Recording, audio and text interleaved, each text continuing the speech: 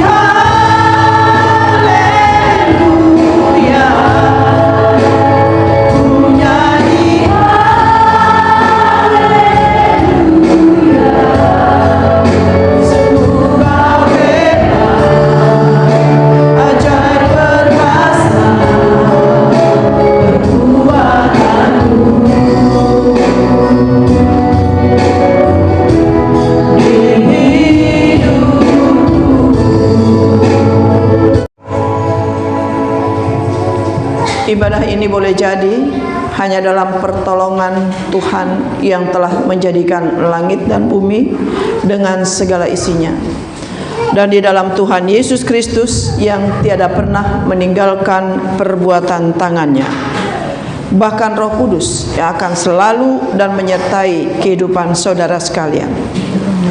Turunlah anugerah dan sejahtera yang berasal daripada Allah Bapa, di dalam kasih sayang Tuhan Yesus Kristus yang akan menyertai keseluruhan ibadah ini dari awal bahkan sampai kesudahannya. Mari kita berdoa. Bapa di surga, terima kasih untuk hari ini. Di hari pertama dalam minggu ini kami bersyukur Tuhan, kami boleh datang kepadamu mempersembahkan korban sulung kami dalam hal hari yang akan kami pakai dari sekarang bahkan selanjutnya. Dan kami yakin ibadah kami pada hari ini boleh berkenan dan menyenangkan hati Tuhan. Bahkan seluruh ruangan ini hanya dikuasai oleh Roh Kudus, sehingga seluruh jemaatmu boleh sungguh-sungguh merasakan kehadiran Allah ada di tengah-tengah gerejamu di tempat ini. Dan kami yakin sepanjang ibadah, seluruh hati dan pikiran anak-anakmu di tempat ini hanya dikuasai oleh damai sejahtera Allah yang melampaui akal, oleh kasih karunia Tuhan Yesus Kristus dan oleh Roh Kudus. Di dalam nama Tuhan Yesus Kristus kami serahkan keseluruhan ibadah ini. Haleluya. Amin. Amin. Tetap berdiri. Mari kita bersama dengan umat Allah di segala tempat dan zaman mengucapkan pengakuan iman rasuli kita. Aku percaya kepada Allah, Bapa yang Maha Kuasa, langit dan bumi. Aku percaya kepada Yesus Kristus, anaknya yang tunggal Tuhan kita, yang dikandung dari Roh Kudus, lahir dari anak darah Maria, yang menderita di bawah pemerintahan Pontius Pilatus, disalibkan, mati dan dikuburkan, turun ke dalam kerajaan maut. Pada hari yang ketiga, bangkit pula dari antara orang mati, naik ke surga, duduk di sebelah kanan Allah, Bapa yang Maha Kuasa, dan akan datang dari sana untuk menghakimi orang yang hidup dan yang mati. Aku percaya pada Roh Kudus, gereja yang kudus dan am, persekutuan orang kudus, pengampunan dosa, kebangkitan daging, dan hidup yang kekal. Amin. Nats pembimbing kita di ibadah hari ini dari 1 Tesalonika 2 ayat 7. Mari kita baca bersama-sama. Tetapi kami berlaku ramah di antara kamu, sama seperti seorang ibu mengasuh dan merawati anaknya. Silakan duduk. Kerap kali kita masih melakukan hal-hal yang kurang berkenan di hadapannya, baik perkataan, hati, pikiran, maupun perbuatan. Oleh karenanya, marilah kita bersama-sama secara pribadi mengaku dosa kita dan mohon pengampunan dari Tuhan. Mari kita berdoa.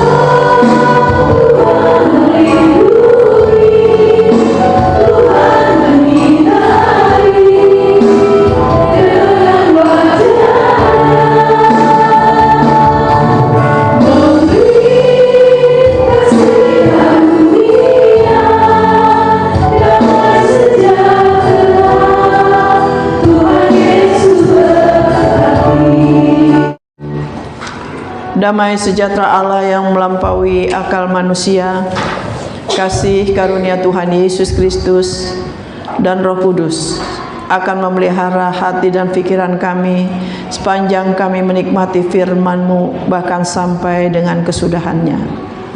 Kami siap menerima firman-Mu Bapa, hanya di dalam nama Tuhan Yesus Kristus. Amin. Silakan duduk saudara. Shalom. Puji nama Tuhan. Hari ini kita akan sama-sama belajar gantian ya. Minggu lalu Pendeta Herta Boru Panjaitan menyampaikan bagaimana tugas dan tanggung jawab seorang suami. Hari ini dari Sinode sendiri memberikan tema tugas dan tanggung jawab istri Kristen, ya, seorang istri. Saudara yang kekasih di dalam Tuhan, dibuka slide pertama. Kita akan membaca dari Amsal pasal 31, cukup panjang ayatnya, ada 21. Buka ayat dulu, kita akan membaca ayatnya. Kita baca bersama-sama, ini ayat sungguh indah. Amsal 31. Saya membaca ayat 10, saudara nanti selanjutnya. Istri yang cakap siapakah akan mendapatkannya? Ia lebih berharga daripada permata.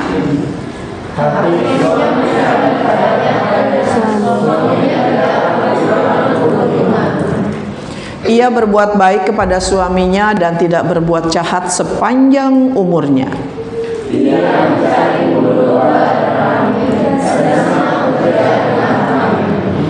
Ia serupa kapal-kapal saudagar, dari jauh ia mendatangkan makanannya.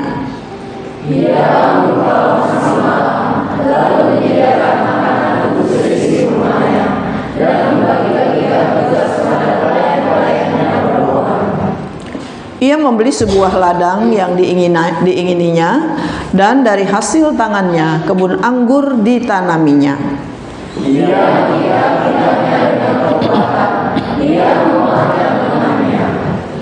Ia tahu bahwa pendapatannya menguntungkan.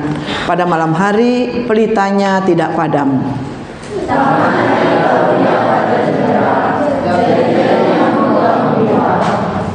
Ia memberikan tangannya kepada yang tertindas, mengulurkan tangannya kepada yang miskin. Ia tidak takut kepada satu isi rumahnya, karena seluruh isi rumahnya berpakaian neraka. Ia membuat bagi dirinya permadani lenan halus dan kain ungu pakaiannya. Suaminya dengan hidup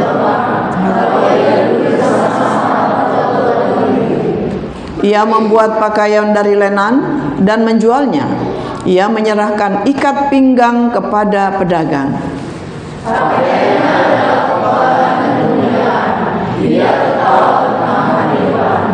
Ia membuka mulutnya dengan hikmat, pengajaran yang lemah lembut ada di lidahnya. Ia mengawasi segala perbuatan rumah tangganya, makanan kemalasan tidak dimakannya. Anak-anaknya bangun dan menyebutnya berbahagia, pula suaminya memuji dia.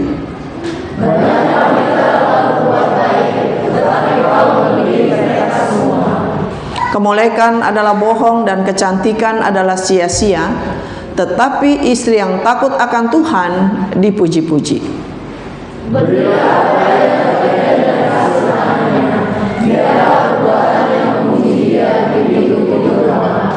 Amin. Ya, semikian jauh pembacaan firman Tuhan. Tentunya kita yang berbahagia adalah kita yang dapat mengerti, memahami, terlebih kita yang dapat melaksanakannya dalam hidup kita sehari-hari. Haleluya. Haleluya.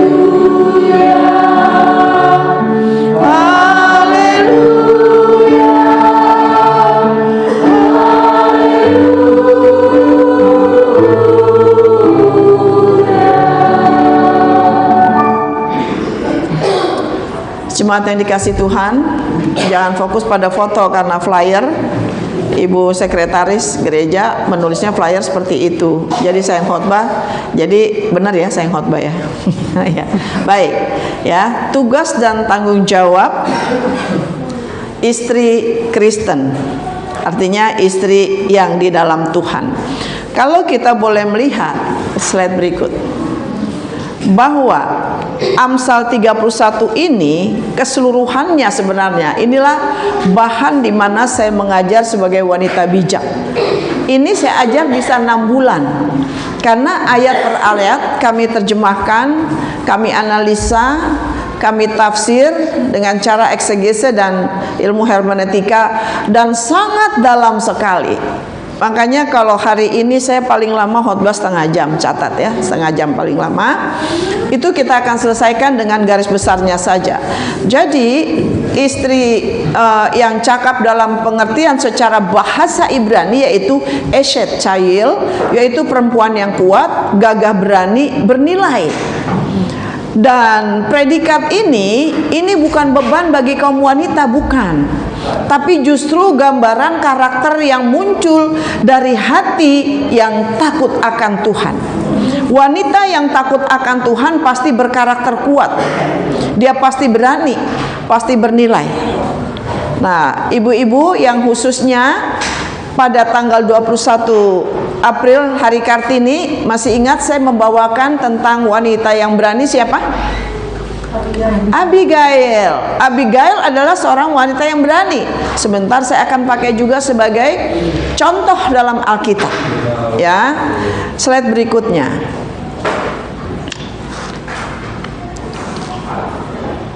Jadi tugas dan tanggung jawab seorang istri ada 5 secara garis besar saja. Sebenarnya banyak sekali, karena kalau saya sudah bukukan di dalam satu makalah, itu saya berbicara di dalam 250 halaman, ya, dengan didukung oleh beberapa buku yang mereferensi daripada tulisan saya tentang Amsal pasal 31 ini, khusus mengenai nasihat orang tua Lemuel kepada anaknya untuk mencari istri itu yang seperti ini, gitu kan. Yang pertama-tama ya istri yang takut akan Tuhan. Jadi 5 tugas dan tanggung jawab seorang istri. Yang pertama, seorang istri itu harus dapat dipercaya dan merupakan satu keuntungan bagi suami. Mengapa demikian? Mengapa demikian? Karena istri itu, nanti kita akan melihat di sini dalam poin 3, dalam butir 3 dari nomor 1 ini, dia sebagai penolong. Artinya bagaimana? Seorang suami yang memiliki seorang istri yang takut akan Tuhan, ya, yang takut akan Tuhan, pasti istri itu dapat dipercaya. Hampir 30 tahun, ya 25 tahunan, saya sebagai pelayan spesialis keluarga dan anak-anak bermasalah, khususnya anak-anak yang terganggu jiwanya karena narkoba, broken home, atau akibat ketidakbaikan keluarga. Itulah 25 tahun lebih. Inilah yang menjadi pekerjaan saya ketika itu. Dan istri yang dapat dipercaya artinya begini, istri yang memang mampu bisa, kalau bahasa Batak, inang pangi tubuh, amang parsinuan. Saya tahu ya, nggak apa-apa, saya tahu dikit. Jadi inang pagi tubuh itu seorang istri yang mampu melahirkan, bukan secara anak secara fisik, tapi dia melahirkan berbagai hal. Ada terobosan-terobosan, melahirkan kebahagiaan, melahirkan berkat. Saya hidup dari 5 roti 2 ikan, saudara. Ketika anak-anak itu semua selesai kuliah, kami juga nggak tahu dari mana uang itu, tapi yang jelas anak-anak semua bisa selesai. Tepat lulus sekolahnya, sarjana, tepat dapat pekerjaan, tepat mendapat jodoh, tepat juga mempunyai anak-anak, artinya kami pun tepat mendapatkan cucu. Nah, jadi seorang istri itu yang sanggup, artinya dapat dipercaya itu, seorang bapak kan, kalau parsinuan artinya apa? Amang parsinuan. Iya kan, kalau inang pangi tubuh, kalau amang parsinuan menanamkan bibit. Iya, amang apa namanya? Pria itu yang memberi kepercayaan. Gitu ya. Seorang bapak yang memberi kepercayaan. Sayang minggu lalu ya, Tapi itu sudah bagus firman Tuhan dibawakan oleh Ibu Herta Panjaitan.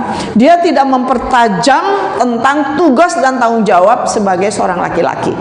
Ya, so masih banyak lagi kedalamannya, karena kalau ada bimbingan keluarga itu kita sangat perdalam bagaimana tugas dan tanggung jawab laki-laki. Nah, di sini seorang istri yang pertama harus dapat dipercaya dan dia menjadi keuntungan bagi suami. Bukan berarti istri itu adalah alat suami untuk mengembangkan, bukan, tapi dalam cara mengadon. Suami memberikan sesuatu, ini kita bicara istri yang tidak bekerja katakanlah, atau yang bekerja, kan semua tertumpu pada istri. Istri yang mengelola, mengadoni semua ya, untuk menjadikan, melahirkan, kan begitu. Nah, di sini ini adalah perlu keterampilan. Tanpa istri takut akan Tuhan sangat sulit. Sangat sulit. Ya, istri yang takut akan Tuhan itu adalah istri yang amanah. Amanah itu dapat mengembang kepercayaan.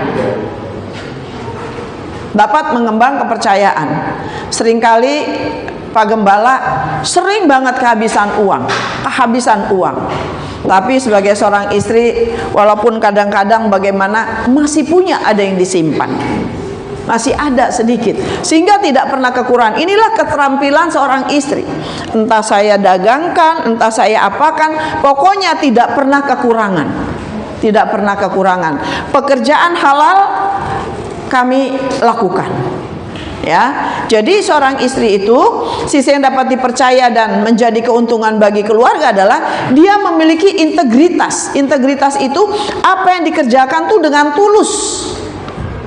Dengan tulus hati, bukan dengan sungut-sungut. Saya pernah melayani seorang ibu yang bolak-balik sakit karena sepertinya sungut-sungut mulu. Bapakmu ini ya, mama udah begini, udah capek, tapi nggak menghargai. Capek mama nih, sakit. Ya kan, anaknya nggak bisa dibilangin sakit. Jadi setiap kali ada kekesalan, sakit. Tapi satu kali saya bilang, ibu bertanggung jawab di hadapan Tuhan. Melayani suami itu bukan beban, tapi kehormatan. Mendidik, memelihara anak-anak bukan beban, karena itu berkat, tapi itu adalah kepercayaan, amanat daripada Tuhan. Jadi kita harus menjadi seorang istri yang amanah, dapat dipercaya. Nah, jadi harus memiliki integritas, artinya melayani keluarga dengan tulus. Dan yang kedua, seorang istri harus membangunkan, bukan menjatuhkan. Artinya berbuat baik sepanjang umurnya dalam keluarga. Coba kita buka ayat 11, 12 dan 23. 11-12 kita buka ayatnya. Ya. Ayat 11. Hati suaminya percaya kepadanya, suaminya tidak akan kekurangan keuntungan. Ayat 12-nya. Ini yang ia berbuat baik kepada suaminya dan tidak berbuat jahat sepanjang umurnya. Ada nggak sih seorang istri yang jahat? Saya dalam pelayanan banyak, ya. Mungkin agak aib kalau saya katakan. Beberapa kali kami tuh melayani istri yang berani selingkuh loh. Bukan laki-laki loh, selingkuh, ini istri loh, beneran. Ini benar kisah nyata. Itu dalam pelayanan kami. Tapi puji Tuhan, kita bisa selesaikan. Banyak hal yang tidak dapat dipercaya oleh yang tidak dipercaya dari istri, banyak. Jadi ia berbuat baik kepada suaminya dan tidak berbuat jahat sepanjang umur. Ayatnya ke-23. Suaminya dikenal di pintu gerbang kalau ia duduk bersama-sama para tua-tua. Ini peran istri. Dari karakter, dari sikap-sikap, dari sifat istri, suaminya akan dikenal dimanapun dia berada. Misalnya suami istri itu bekerja gini, oh ya karena di sini siapa ya? Oh katakanlah Butar-Butar. Karena kebaikan istrinya yang bagaimana, oh itu kan istrinya Pak Butar-Butar itu. Ah, yang dikenal siapa? Pak Butar-Butarnya. Di mana-mana di badan kerjasama gereja, di mana-mana gitu kan. Saya banyak bekerja. Oh itu kan Nyonya Nainggolan. Ah, yang dikenal siapa? Nainggolannya, ya kan? Apa yang saya saya kerjakan tentunya hal-hal yang tidak memalukan tentunya. Oh, itu ibu nainggolan kan begitu. Jadi seorang istri harus bisa membangun keluarga, jangan menjatuhkan keluarga. Banyak istri menjatuhkan keluarga atau nama baik suami. Ini firmannya pedas ya. Saya lanjutin ya, pedas-pedas sedikit, pedas-pedas sedap loh ini, ngeri-ngeri sedap loh ini ya. Ini penting, karena ini firman Tuhan. Dalam membangun wanita bijak ya, artinya sebagai pembicara, sebagai wanita bijak itu kan di semua gereja itu ada diundang, kita bisa bersesi-sesi kan begitu, berapa sesi itu lebih tajam lagi. Nah, lalu yang ketiga, dalam poin pertama, kalau yang pertama itu istri dapat dipercaya jadi keuntungan besar. Lalu yang ketiganya apa? Dia penolong yang sepadan, harus sepadan pemikiran dengan suaminya, visinya juga harus ikut, harus sepadan di sini. Jika seperti bahasa Ibraninya adalah Ezer. Saya besarin sedikit ya, bahasa Ibraninya saya tulis Ezer Kenedo. Bahasa Ibraninya artinya apa? Dia penolong yang setara. Istri itu bukan asisten suami ya, harus diingat. Ini suami juga harus ingat. Istri bukan asisten suami, tapi istri adalah kehidupan suami. Istri adalah bagian daripada suami. Istri adalah separuh nyawa suami. Istri adalah separuh hidup suami. Jadi istri bukan asisten. Jadi yang paling benar adalah kaulah hidupku. Suami istri juga harus berkata kaulah hidupku. Ya begitu. Istri dan suami itu benar-benar belahan. Ya, lagu dunia aja bilang separuh nyawaku, ada tuh lagunya ya. Oke. Yang kedua, dari 5 tugas dan tanggung jawab istri ya. Tadi yang pertama, istri dapat dipercaya dan mendatangkan keuntungan. Artinya apa? Istri yang berintegritas, istri yang mampu membangun bukan menjatuhkan, tapi istri yang menjadi penolong yang baik dalam keluarga. Yang kedua, istri dalam tugas dan tanggung jawabnya, dia harus rajin, terampil mengelola rumah tangga. Kita buka ayat 13. Ya, sudah ayat 13. Ia mencari dulu bulu domba dan rami dan senang bekerja dengan tangannya. Artinya dia nggak pernah berhenti bekerja.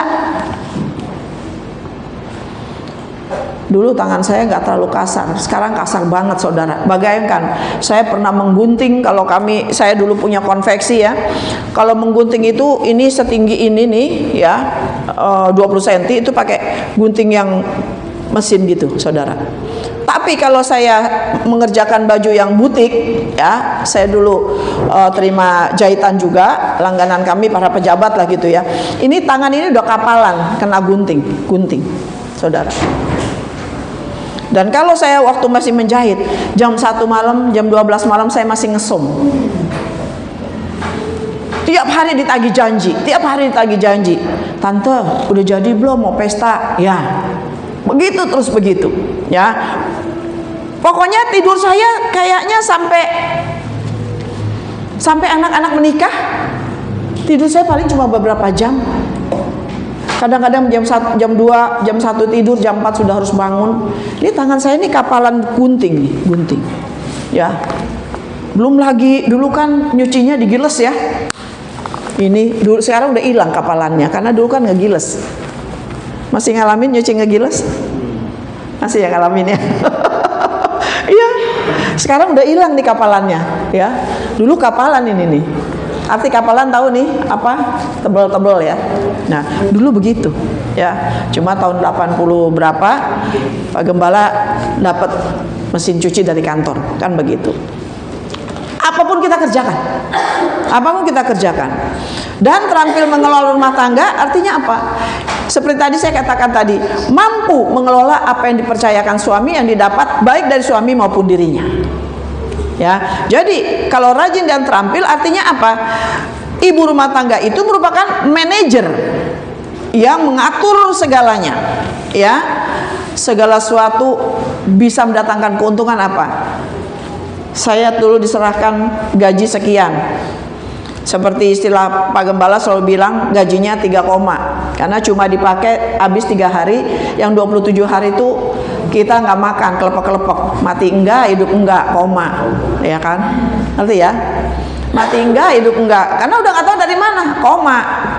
Ya, kalau titik kan mati berarti kan. Cuma 3 hari, selanjutnya koma, nggak tahu kemana kan begitu. Tapi dengan keberadaan yang ada sedikit ya, kadang saya belikan terigu, saya belikan mentega, saya belikan vermifan, saya buat donat. Nah, dari uang sedikit saya jual. Yang penting tiap hari anak-anak ada ongkos. Ada ongkos. Dan saya malu kalau minta orang tua, nanti dibilang salah sendiri kenapa kawin sama orang Kristen gitu. Nggak mungkin lah saya balik ke sana. Walaupun maunya orang tua kami tuh saya balik ke sana dengan penderitaan ini. Terus nggak mungkin lah saya mengemis terus sama keluarga Nainggolan. Nanti dibilang lagi Pak Nainggolan, saya suruh lo kawin sama orang Betawi yang nggak bisa apa-apa. Mana ada Betawi yang pinter? Mana ada Betawi yang rajin? Mana ada Betawi yang bisa ngurus anak? Betul Pak Gembala, saya pernah dibilang begitu. Mana ada Betawi yang bisa ngurus rumah tangga? Yang ada cengeng, dikit-dikit cerek. Cereknya cerek. Itu, ya. Tapi kan dia nggak tahu.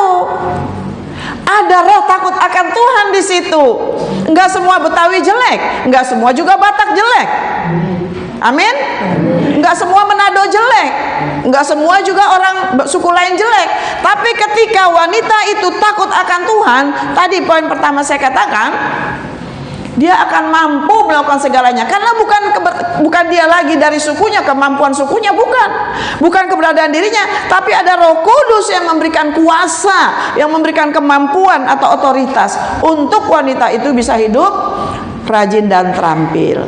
Arti rajin dan terampil yang kedua adalah dia mau kerja keras, nggak gengsi dalam melakukan segala sesuatu. Saya bangga di tempat ini. Banyak ibu-ibu yang ambil plastik, ya, gelas, itu terhormat. Saya kalau di rumah nih, kalau bekas-bekas saya kumpulin, saya simpenin satu plastik. Nanti ada tukang sapu kami, tukang sampah kami kasih tuh gelas-gelas aqua. Terima kasih ya ibu, katanya. Kalau lagi habis ada acara, saya senang. Di sini banyak. Ngapain malu? Itu pekerjaan paling hormat dan halal menurut saya. Satu plastik sekarang 1 kilo berapa sampai saya tanya? 3.000 ya? Bener nggak? Berapa sih yang jual plastik bekas itu loh, sisa aqua? Mahal itu plastik sekarang, banyak dibikin kerajinan. Ya, tukang sampah kami di kompleks kami itu, tukang sapu tuh sambil mulung sampah tuh. Lumayan tante. Oh dapat 10 kilo, katanya udah dapat beras 2 liter. Gitu. Saya hitung berapa ya? 30.000 gitu. Saya hitung sendiri. Nah, jangan malu. Atau tawarkan aja. Dulu saya sampai capek loh, ada tetangga yang tiap hari, karena kan saya kan punya uang, nggak punya uang, pokoknya kalau udah dia nawarin beli aja. Langganannya nawarin ke rumah dulu gitu kan. Jual ikan teri ke rumah, baju ke rumah, apa ke rumah. Kadang-kadang udah saya nggak usah belilah dagangannya, saya doang sedikit untuk kamu aja. Nggak apa-apa tante, beli aja. Terus nawarin, karena nggak tega kalau nggak beli, ya kan? Nggak tega nggak beli. Jadi saya menghargai usahanya. Kadang di jalan ada bapak-bapak pikul pisang berat-berat, sayur berat-berat. Saya berhenti, Pak Gembala, saya bilang berhenti dulu. Paling berapa itu harga sayuran yang dipikul? Enggak sampai 100.000. Ada kangkung, ada bayam, ada apa. Ini berapa? Saya hitung-hitung, ya cuma 40.000. Udah saya ambil semualah. Ntar urusannya belakangan, kasih siapa kek. Ada pisang, kalau dihitung-hitung nggak sampai 100.000 kan? Udah kakek-kakek, ini anaknya kasihan. Gimana anaknya kok nggak kasihan gitu? Saya ingat nanti kalau saya udah tua bagaimana? Seperti itu, ya. Jadi seorang ibu tuh arti rajin dan terampil dalam mengelola rumah tangga itu ayat-ayatnya banyak itu. Di ayat 19, ayat 21, ayat 22, 27 itu dalam bacaan kita tadi. Jadi seorang ibu itu harus menjadi manajer dalam keluarga. Yang kedua, dia tidak malu bekerja keras. Yang ketiga, ayat ke-18 buka Kak. Ia tahu bahwa pendapatannya menguntungkan, pada malam hari pelitanya tidak padam. Dia tidak malas bekerja sampai malam. Saya pernah nusuk jarum ya, karena habis suatu ngesum, sampai ketiduran, 2:30 baru bangun, ya jarum masih di tangan. Saking kecapean untuk ongkos anak sekolah besok, untuk anak saya harus bawa bekal besok, kan begitu. Saya terusin lagi, udahlah, tapi saya nggak bisa tidur lagi karena jam 4 harus bangun. Udah. Tapi begitu ada panggilan jadi pendeta tahun 94, tahun 95-nya semua saya tinggalkan. Terus mau makan apa? Ya sementara Pak Gembala masih pegawai negeri, ya gaji yang 3 koma itulah, udah. Tapi Tuhan luar biasa. Ternyata Tuhan melihat tadi apa? Ada integritas, ada hati yang melayani dengan tulus, ada roh takut akan Tuhan. Ternyata yang Tuhan perhitungkan itu, ketika kita takut akan Tuhan, artinya takut akan Tuhan, kita apa yang kita kerjakan itu jangan sampai melanggar firman Tuhan. Ternyata Tuhan yang berperkara, Tuhan bela. Ada saja pintu rezeki. Dan tidak pernah kekurangan makan sampai sekarang. Walaupun orang Batak bilang apa sih? Puas pais, benar ya, puas pais. Gitulah kira-kira. Ya, tapi nggak pernah kekurangan. Nah itulah. Jadi yang kedua rajin dan terampil, artinya dia berani bekerja keras dan tidak malas melakukan apapun. Lalu slide berikut yang ketiga. Seorang ibu di sini, coba ayat yang ke-20, buka. Ia memberikan tangannya kepada yang tertindas, yang mengulurkan tangannya kepada yang miskin. Artinya apa?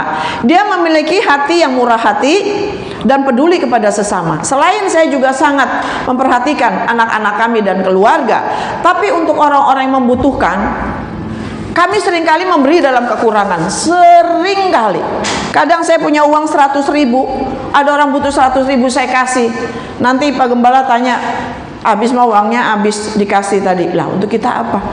Ya udahlah, kalau dia kan nggak punya uang, takut berbuat jahat. Kalau kita kan masih punya Yesus, istilahnya kita masih puasa juga dengan ikhlas, nggak bakalan mati. Pasti Tuhan ganti. Selalu bahasa saya begitu. Betul Pak Gembala?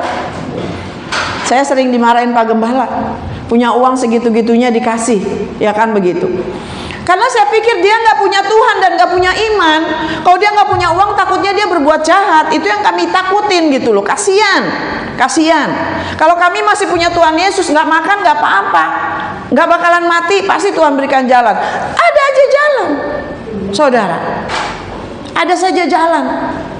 Dalam pelayanan pun saudara, jangan pernah salah paham. Kadang-kadang orang berpikir gini, wah ibu pendeta tuh cari jemaat banyak supaya banyak jemaat, banyak duitnya.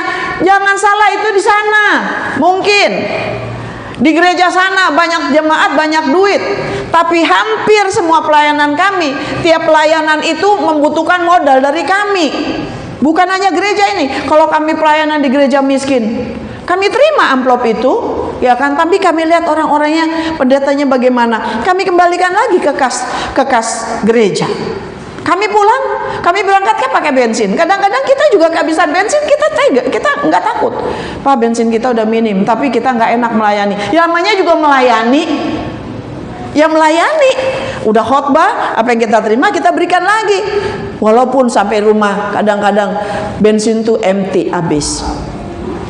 Tapi ada saja berkat Tuhan. Ini semua dari hati yang mau menyembah Tuhan, hati yang takut akan Tuhan. Kami tidak pernah takut miskin, kami tidak pernah takut malu, dan kami tidak pernah takut ditelanjangi orang. Sepanjang Yesus beserta, Yesus punya pembelaan. Walaupun kenyataannya saya dihina, udah kawin sama Kristen, bukannya jadi kaya malah jadi miskin, nggak apa-apa. Itu kan kata mereka. Tapi ketika saya punya Tuhan, hati saya begitu kaya, saya merasa nggak pernah kekurangan, walaupun nyatanya kurang. Tapi saya lebih daripada cukup. Artinya saya berkata seperti Rasul Paulus, Tuhan cukuplah kasih karuniamu kepadaku ketika saya nggak punya apa-apa. Cukuplah keselamatan yang Tuhan sudah berikan kepadaku, itu lebih dari segalanya.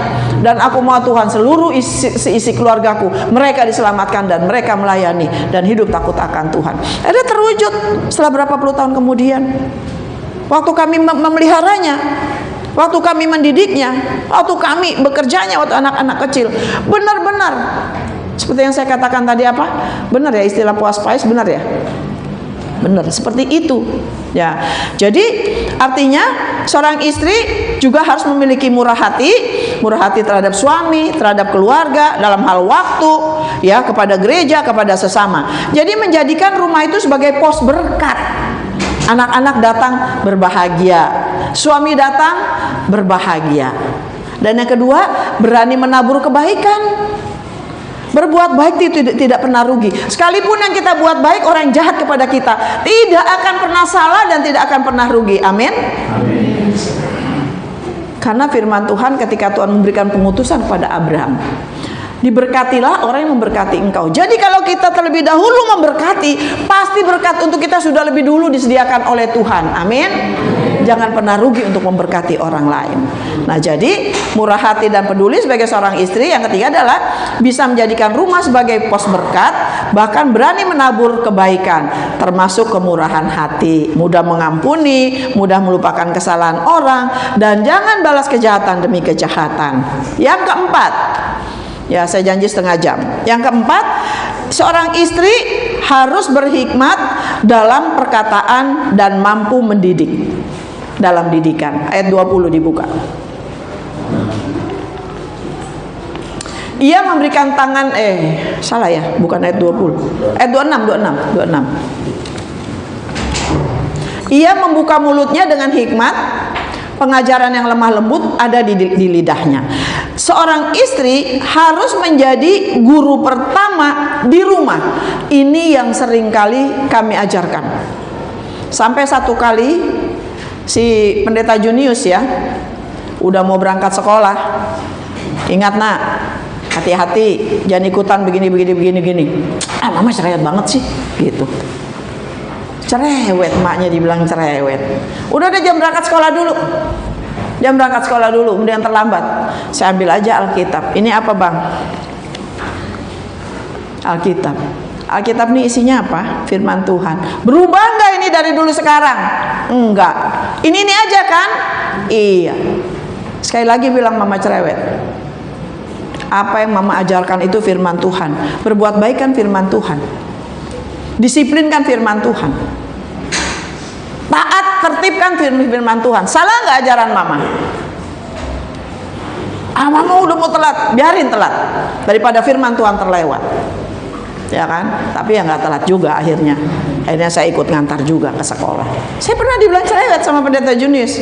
Sekarang baru dia tahu bahwa mamanya itu melaksanakan firman Tuhan di dalam Ulangan 6 ayat 7. Buka Ulangan 6 ayat 7. Haruslah engkau mengajarkannya berulang-ulang kepada anak-anakmu dan membicarakannya apabila engkau duduk di rumahmu, apabila engkau sedang dalam perjalanan, apabila engkau berbaring, dan apabila engkau bangun. Setiap saat anak-anak itu harus diajarkan kebenaran. Pertama, jangan pernah kamu besok masuk sekolah atau kerja kalau kamu tidak setia beribadah kepada Tuhan. Mendingan kamu gak usah kerja besok, gak usah masuk. Kalau ke gereja kamu main-main, gak usah sekolah kalau ke gereja main-main. Ini ajaran kepada yang vertikal kepada Tuhan.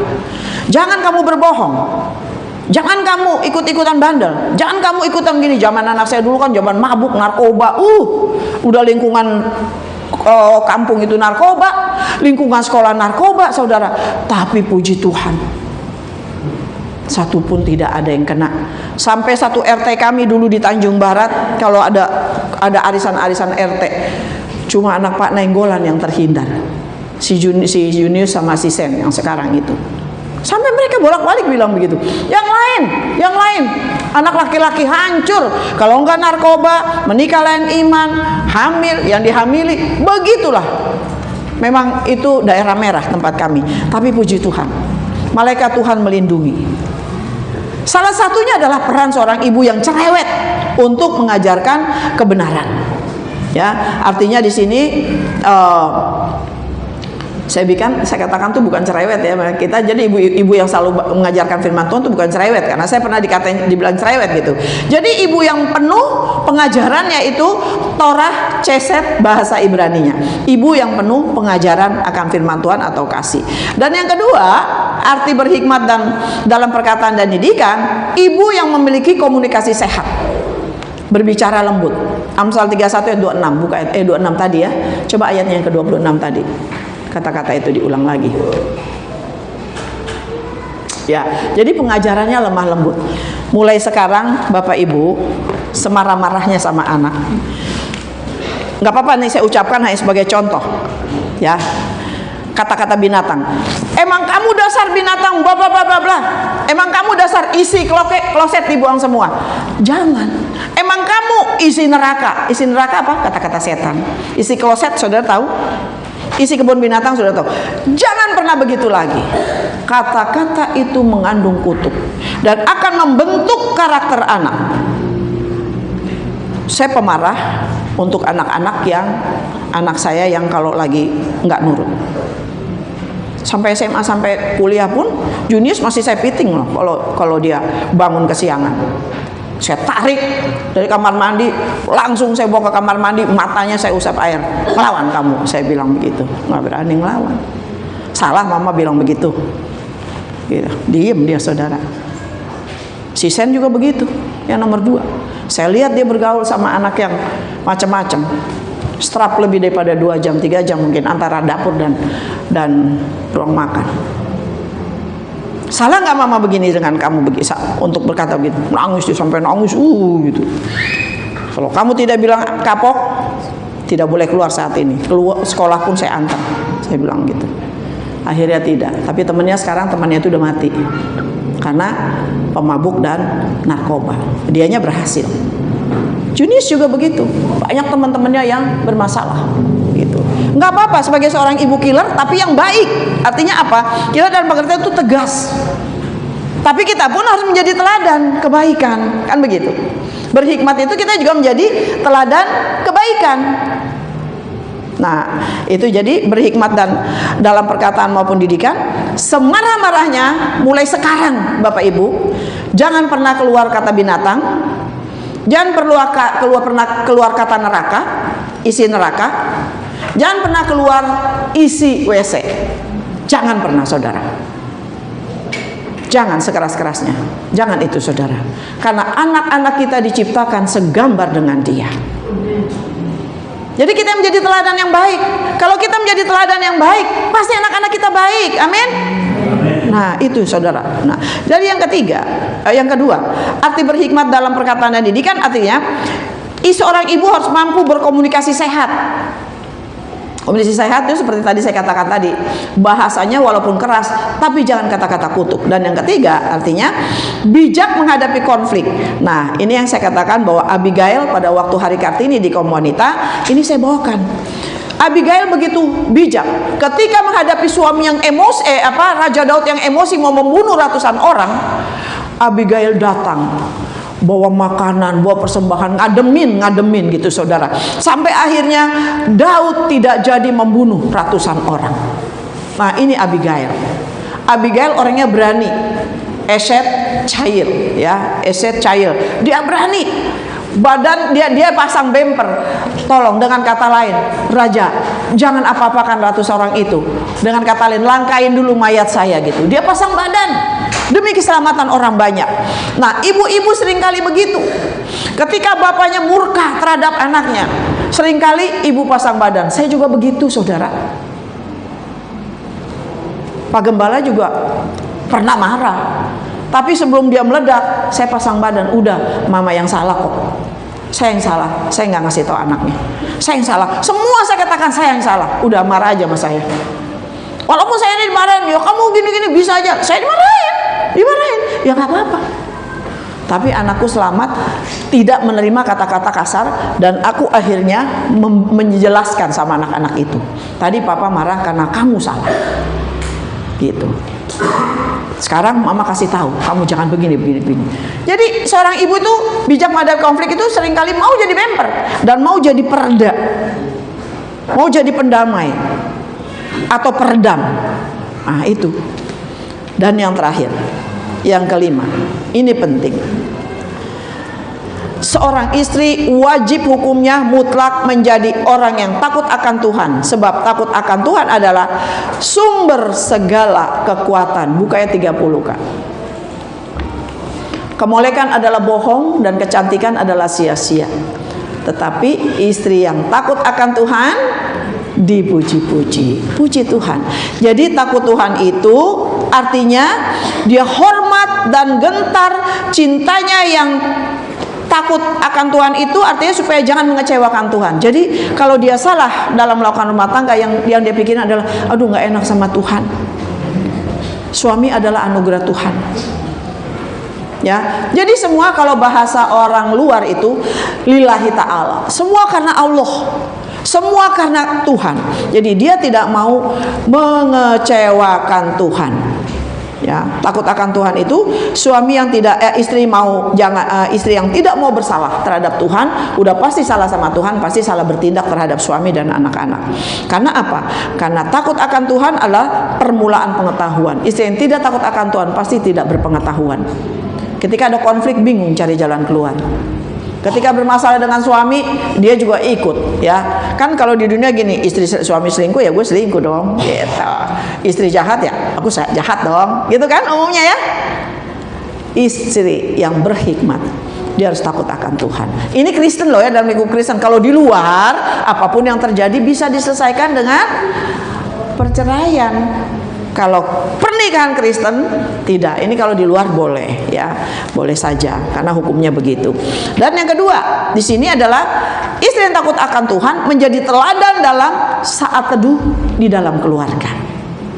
Mau berangkat doa, mau tidur doa bersama, mau pagi mau berangkat doa bersama. Jadi teladan untuk lapor kepada Tuhan sebelum melakukan segala sesuatu.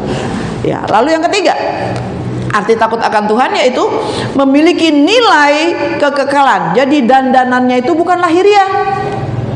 Puji Tuhan kalau punya emas apa segala macam nggak apa-apa sih dipakai, asal tidak mengundang, nggak apa-apa dipakai. Bukannya dilarang berhias, tapi yang terpenting adalah dandanan batiniah yang diawali dengan rasa takut akan Tuhan.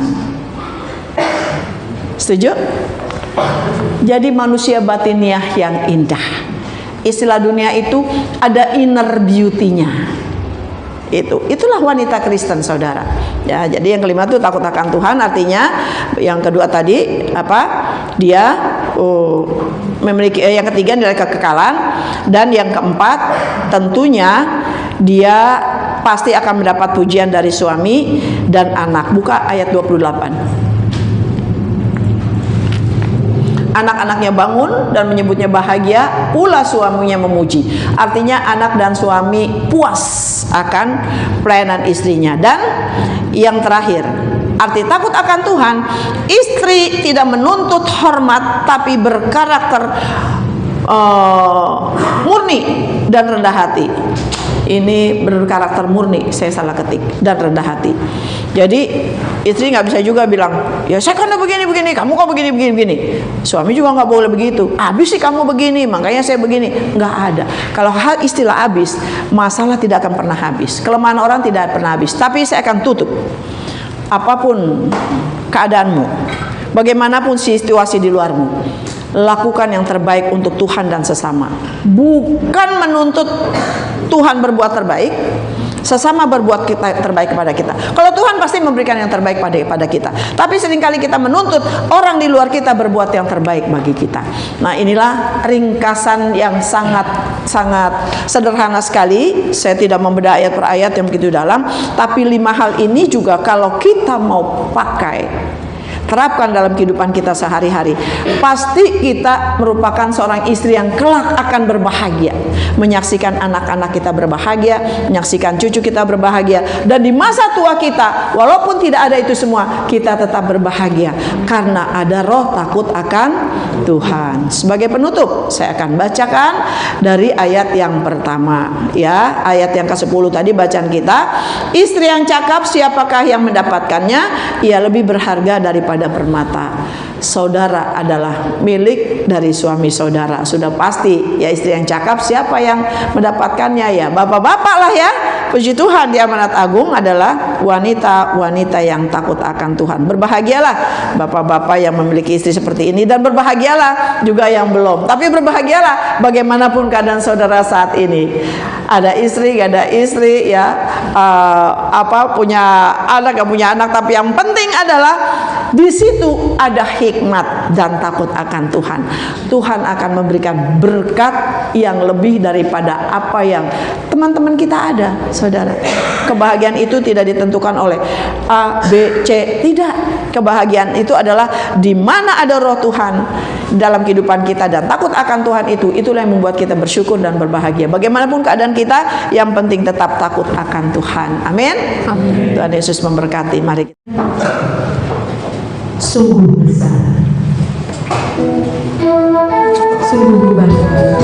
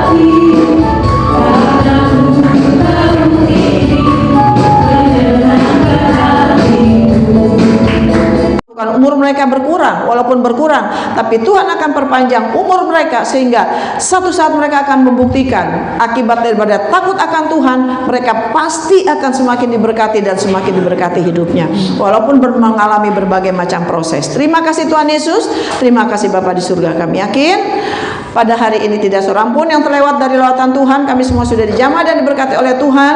Dan kami juga terus berdoa untuk lingkungan kami di tempat ini ya Bapa. Kiranya Tuhan akan terus berikan kemampuan untuk para pemilik lahan, untuk mereka membangun sehingga di daerah ini akan terwujud satu lingkungan yang asri, pemukiman yang asri, perumahan yang penuh damai dan sejahtera.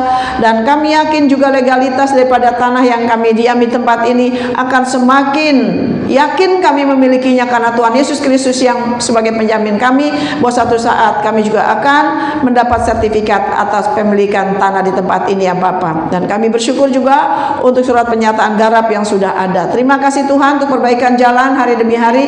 Tuhan beri kesadaran untuk para penghuni di tempat ini, pemilik lahan di tempat ini, mau sedikit menyumbangkan kewajiban mereka minimal 100 atau 200 ribu ya Bapa. Dan kalau lebih bisa saja mereka memberkati untuk lingkungan.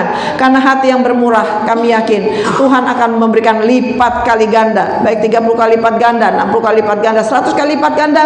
Dan ketika kami mau melakukan untuk sesama, artinya sama juga kami melakukan untuk Tuhan. Tuhanlah yang akan membalas kebaikan kami sehingga pemukiman ini semakin hari semakin baik, semakin tertata rapi dan semakin indah dan nyaman. Terima kasih Bapa di surga, dan kami yakin segala persembahan sudah Tuhan terima dengan baik, dan kami yakin untuk menyukakan hati Tuhan. Terima kasih Bapa di surga. Doa dan yang penuh syukur ini kami panjatkan hanya di dalam nama Tuhan Yesus Kristus yang sudah mengajar kami berdoa. Bapa kami yang di surga, dikuduskanlah namamu, datanglah kerajaanmu, jadilah kehendak-Mu di bumi seperti di surga. Berikanlah kami pada hari ini makanan kami yang secukupnya, dan ampunilah kami akan kesalahan kami seperti kami juga mengampuni orang yang bersalah kepada kami.